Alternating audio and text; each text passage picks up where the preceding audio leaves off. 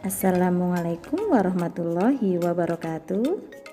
Halo anak-anak, hari ini kita akan belajar di tematika subtematika pembelajaran 1-2 tematik kelas 4. Nah, sebelumnya kita sudah belajar tentang macam-macam energi yang ada di bumi dan manfaatnya. Nah, bagaimana jika energi yang kita gunakan sudah habis? Adakah energi penggantinya? Ayo kita belajar bersama-sama.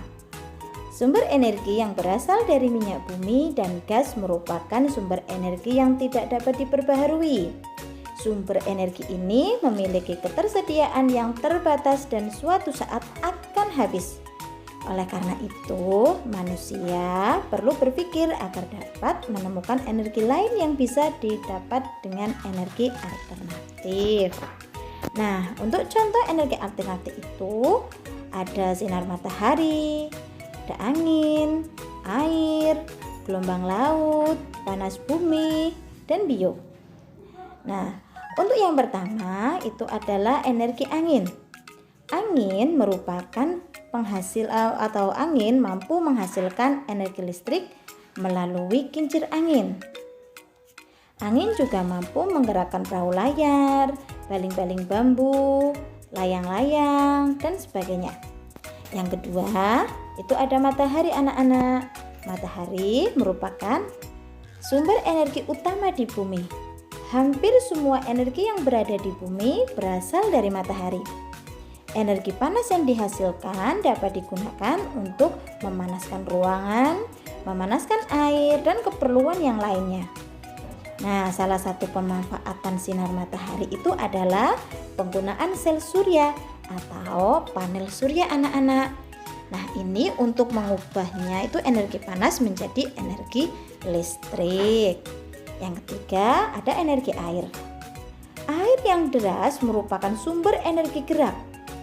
Energi itu biasanya dimanfaatkan sebagai pembangkit tenaga listrik. Oleh karena itu, di PLTA, pembangkit listrik tenaga air, dibuat bendungan air di tempat yang tinggi. Nah, air yang di bendung tersebut kemudian dialirkan menurun sehingga akan mengalir. Nah, seperti air terjun yang deras. Yang keempat, itu ada panas bumi. Bagian dalam perut bumi suhunya itu sangat panas karena tersusun atas material cair yang disebut magma. Selain itu, pusat bumi terbentuk dari lapisan batu yang sangat panas. Panas dari perut bumi ini dapat digunakan sebagai sumber energi yang akan diolah menjadi energi listrik. Oleh siapa? Oleh pembangkit listrik tenaga panas atau PLTP. Yang kelima, itu ada gelombang air laut. Gelombang air laut saat memecah di pantai menghasilkan banyak energi. Nah, energi ini nanti dapat diubah menjadi energi listrik anak-anak. Selain itu, juga terdapat energi tidal. Apa itu energi tidal?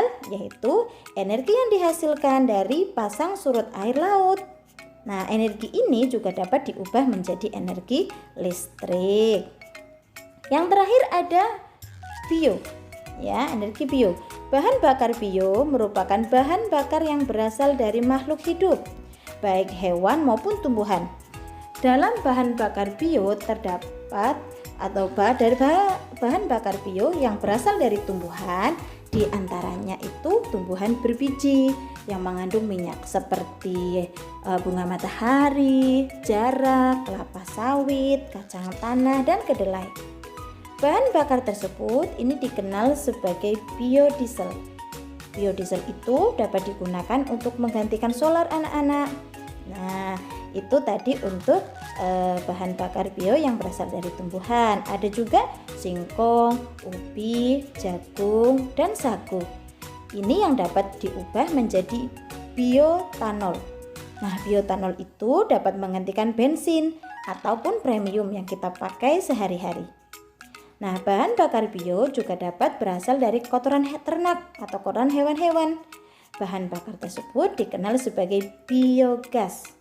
Kotoran ternak yang ada dimasukkan ke dalam ruangan bawah tanah atau dimasukkan ke lubang. Selain itu, bahan bakar ini juga dapat dimanfaatkan untuk bahan bakar.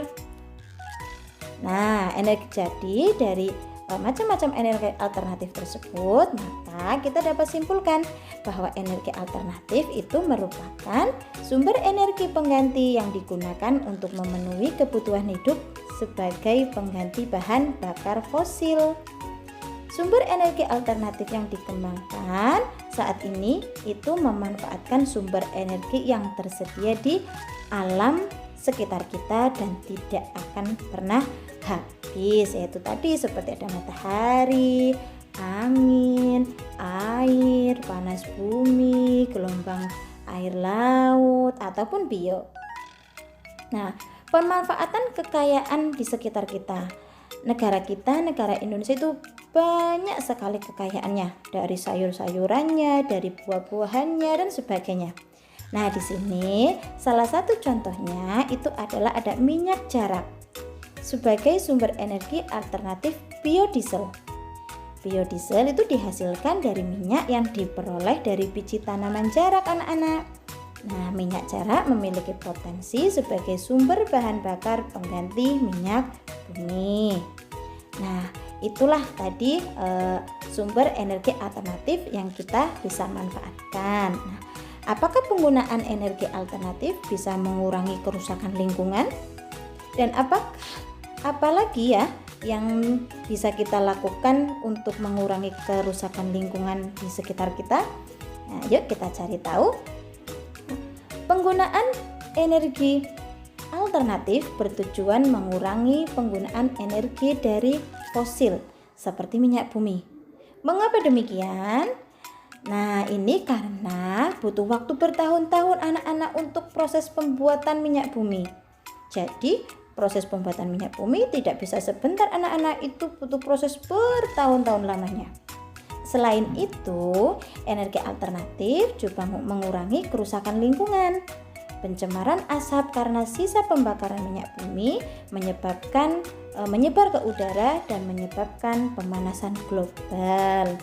Nah, salah satu cara yang paling bijak yang bisa kita lakukan itu adalah dengan cara menghemat energi.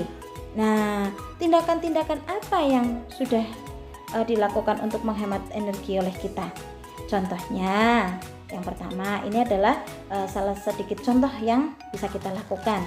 Yang pertama, mematikan TV jika tidak ditonton. Yang kedua, menggunakan kendaraan seperlunya.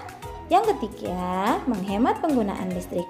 Dan masih banyak cara-cara atau tindakan-tindakan yang lain untuk menghemat energi.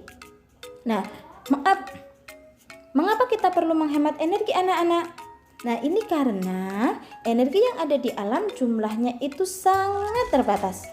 Jika tidak digunakan dengan bijak, maka energi tersebut akan habis dan itu otomatis berdampak pada diri kita. Itu saja untuk materi hari ini, anak-anakku semua. Demikian pembelajaran tematik hari ini. Thank you. Wassalamualaikum warahmatullahi wabarakatuh.